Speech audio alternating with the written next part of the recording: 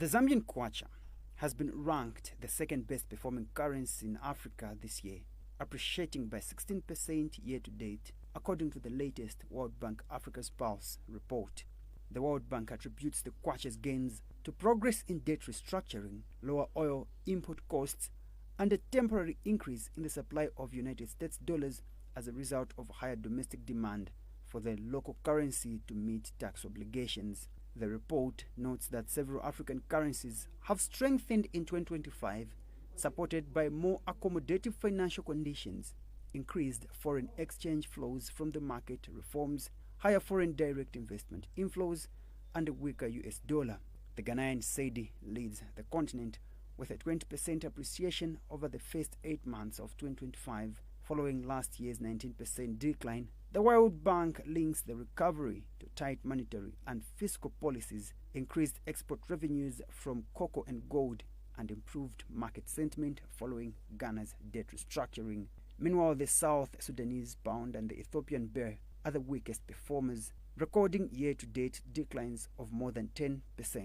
The World Bank says that addressing barriers to structural transformation and maintaining prudent fiscal management will be essential for sustaining the gains made by both the Zambian Kwacha and Ghanaian cedi.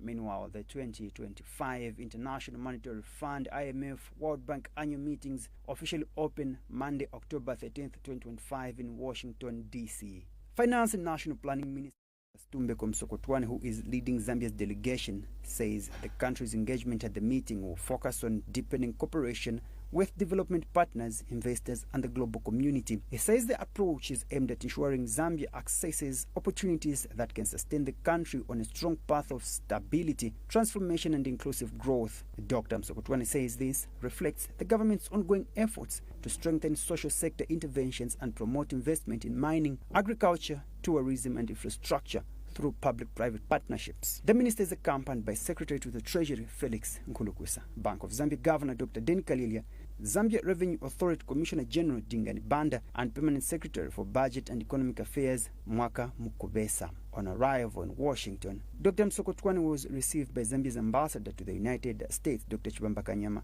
who said the country's participation reaffirms Zambia's commitment to strengthen international engagement and sustaining global interest in its development agenda. Best Jerry, Diamond News.